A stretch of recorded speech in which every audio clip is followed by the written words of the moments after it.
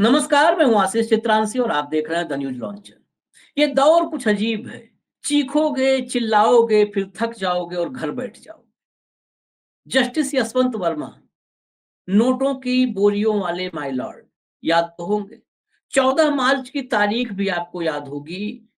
Justice Verma के घर में आग लगी, फायर ब्रिगेड वाले आए और आग के चक्कर में स्टोर रूम में नोटों की जो बोरियां रखी थी, उनका राज खुल गया। अधजले नोट तो कई दिन तक सड़कों पर नगर निगम वालों ने कूड़े में बीना इकट्ठा किया। जांच लगा दी गई, लेकिन माय लॉर्ड गुपचुप तरीके से दिल्ली से निकले और इलाहाबाद हाई कोर्ट में शपथ ले ली। आखिरकार शपथ हो गई। हाई कोर्ट बार एसोसिएशन विरोध करता रहा। यशवंत वर्मा के चक्कर में देश के अलग अलग हाई कोर्ट्स के बार ने विरोध किया यशवंत वर्मा का। मुंबई के अधिवक्ताओं के एक समूह ने सुप्रीम कोर्ट में याचिका लगाई। संजीव खन्ना के पास गए कि एफआईआर होनी चाहिए। एफआईआर आखिरकार नहीं हुई तो नहीं हुई। अमित शाह ने भी कहा एफआईआर तब होगी जब CJI, chief justice of India, Sanjeev Khanna बोलेंगे। लेकिन आखिर बोलते क्यों? इसीलिए हम कई बार कहते हैं कि इस देश में अब न्यायपालिका, व्यवस्थापिका और कार्यपालिका, ये तीनों एक ही थाली में खा रहे हैं। एक ही थाली में एक साथ चावल दाल चोखा सान करके, या जो भी 56 भोग जो भी है, एक थाली में खा रहे हैं। और चौथा स्वयंभू कथित स्तंभ मीडिया, पत्रकारिता, ये इंतजार में रहती है कि कब तीनों खा के उठे और जूठन चाटे उसी थाली में। तो अब जब ऐसे तीन स्तंभ और चौथा स्वयंभू वाला चारों एक ही थाली में है, तो फिर क्या होना है? यशवंत वर्मा साहब, इनको दिल्ली हाई कोर्ट में जब ये केस आया, इनके खिलाफ जांच बैठ गई। आज शनिवार को 5 तारीख को दिल्ली के पुलिस कमिश्नर और डीसीपी दोनों जांच कमेटी के सामने पेश हुए। दोनों ने 2 घंटे तक अपना बयान दर्ज करवाया। जांच कमेटी के सामने जो डेडलाइन थी, उस डेडलाइन, जांच कमेटी को एक डेडलाइन दी जाती है ना, कि फला तारीख तक आप अपनी रिपोर्ट दीजिए। वो डेडलाइन खत्म हुए 5 दिन बीत चुके हैं। डेडलाइन बढ़ाई जा चुकी है, शायद आगे भी बढ़ाई जाए, लेकिन जांच की कोई फाइनल रिपोर्ट आएगी, कब तक आएगी और आएगी तो उस पर क्या कार्रवाई होगी, अब तक कोई भरोसा, कोई आश्वासन देने वाला नहीं है। जस्टिस यशवंत वर्मा के केस में क्या हुआ है, आज मैं आपको बता देता हूं। शनिवार को जस्टिस यशवंत वर्मा को गुपचुप तरीके से हाई कोर्ट में न्याय पद और गोपनीयता की शपथ दिलाई गई। इलाहाबाद हाई कोर्ट के चीफ जस्टिस अरुण भंसाली ने जो है इनको पद और गोपनीयता की शपथ दिलाई है। महामंत्री जो हाई कोर्ट बार एसोसिएशन के हैं, विक्रांत पांडे, उन्होंने हस्ताक्षर करके एक जारी किया है, लेटर जारी किया है और कहा है कि पूरा बार एसोसिएशन इस जानकारी से व्यथित है कि न्यायमूर्ति यशवंत वर्मा को इलाहाबाद हाई कोर्ट में पद की शपथ गुपचुप दिला दी गई। ये बड़ा महत्वपूर्ण है।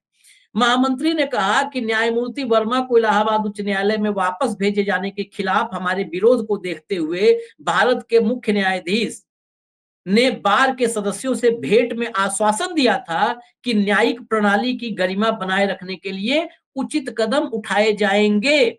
यानी संजीव खन्ना साहब ने जो आश्वासन दिया था, उस आश्वासन से पलटी मार दी है, पूरा यू टर्न है। आश्वासन दिया क्या कि गरिमा जो न्यायपालिका की है और न्यायिक प्रणाली की गरिमा है जुडिशियल सिस्टम की, उसको कायम रखने के लिए उचित कदम उठाएंगे। क्या यही उचित कदम है? चुपचाप सन्नाटे में? ये क्या वो शहंशाह फिल्म थोड़ो है कि रात के अंधेरे में शहंशाह निकलता है टाइप में? ये निकले और चुपचाप शपथ हो गई। बार को भी नहीं पता चला, बार को बाद में पता चला है। बार के पदाधिकारी ने कहा कि न्याय न केवल किया जाना चाहिए बल्कि प्रतीत भी होना चाहिए। डायलॉग चंद्रचूड़ साहब का, बहुत पुराना वाला। कि न्याय होते हुए दिखना चाहिए, न्याय सिर्फ होना नहीं चाहिए, न्याय होते हुए दिखना चाहिए। वही बात चंद्रचूड़ साहब वाली बात रिपीट कर दी है बार ने, कहा कि न्याय न केवल किया जाना चाहिए बल्कि प्रतीत भी होना चाहिए कि ऐसा किया जा रहा है। न्यायमूर्ति को शपथ दिलाना हमारी न्यायिक प्रणाली में सर्वोत्कृष्ट अवसर होता है। संस्था में अधिवक्ता समान हितधारक हैं, इसलिए उन्हें इससे दूर नहीं रखा जा सकता है। यानी शपथ में बार भी होती है, लेकिन बार को कानो कान खबर नहीं हुई, बाद में पता चला। एसोसिएशन ने प्रस्ताव पारित किया है, जो प्रस्ताव भेजा था, वो प्रस्ताव की शपथ ये संविधान के विरुद्ध है, इसलिए एसोसिएशन के सदस्य असंवैधानिक शपथ से जुड़ना नहीं चाहते। महामंत्री ने आगे लिखा, हमने जो संकल्प लिया वो खुलकर कहा, आपको तथा अन्य संबंधित लोगों को प्रस्ताव की प्रति भी भेजी। ऐसे में हम ये समझने में विफल हैं, ये मैं पूरी चिट्ठी बता रहा हूं, ऐसे में हम ये समझने में विफल हैं कि इस शपथ में गुप्त क्या है, क्या इसमें सीक्रेट है, क्या गुप्त है। इसकी सूचना बार को नहीं दिया जाना बड़ा सवाल है। इसने फिर से न्यायिक व्यवस्था में लोगों के भरोसे को इसमें इसने फिर से न्यायिक व्यवस्था में लोगों के भरोसे को तोड़ा है। शपथ ग्रहण पारंपरिक रूप से खुली अदालत में किया जाता रहा है। अधिवक्ता बिरादरी को इसकी जानकारी से वंचित रखने से इस संस्था में उनका विश्वास खत्म हो सकता है। अधिकतर न्यायमूर्तियों को भी शपथ ग्रहण समारोह में आमंत्रित और सूचित नहीं किया गया था। बाल तो बहुत दूर की बात है, तमाम बाकी जो न्यायमूर्ति हैं, जज साहब लोग हैं, माय लॉर्ड हैं, उनको भी नहीं बताया गया था। लेकिन शपथ हुई, और शपथ ही नहीं हुई, जो इलाहाबाद हाई कोर्ट की ऑफिशियल वेबसाइट है, उस वेबसाइट पर जस्टिस यशवंत वर्मा का नाम भी चढ़ा दिया गया है, वहां पर नाम आ चुका है जस्टिस यशवंत वर्मा का। अब justice Yashwant Verma Allahabad high court में सीनियरिटी का अगर उनका क्रम देखें तो 6वें नंबर पर पहुंच चुके हैं, 6वें नंबर पर।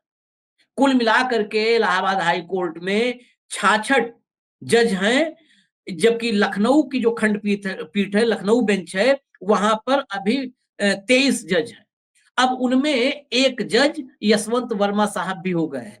सिर्फ इस वीडियो में इंफॉर्मेशन है, मैंने आपको खबर बताई, जो चिट्ठी थी वो चिट्ठी बताई है, लेकिन सोचने का विषय है, जिस जज के खिलाफ एफआईआर होनी चाहिए थी, देश और देश के आम नागरिक नहीं, जुडिशियल सिस्टम का पार्ट है अधिवक्ता, वकील जुडिशियल सिस्टम का पार्ट है, बार आधा भागीदार है हमारी न्यायिक प्रणाली में। और उन सबकी डिमांड के बावजूद वो कहते रहे एफआईआर हो, कार्रवाई हो, न एफआईआर हुई, जांच जारी है और शपथ हो गई। यही है वर्तमान में भारत की न्यायिक व्यवस्था का काला सच। ये काला सच बोलने पे हो सकता है न्यायिक व्यवस्था में बैठे लोगों को थोड़ी पीड़ा हो, लेकिन अगर कृत्य ऐसे होंगे तो फिर आपकी पीड़ा की परवाह करके सच को बोलने से हम अपने आप को नहीं रोक सकते।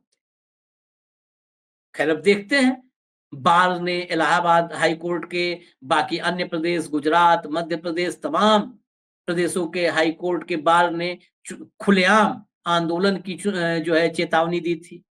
इलाहाबाद हाई कोर्ट में चला भी आंदोलन, लेकिन सबसे बेखबर संजीव खन्ना अपनी ही बात से, अपनी ही जुबान से पलट गए और शपथ ग्रहण हो गया।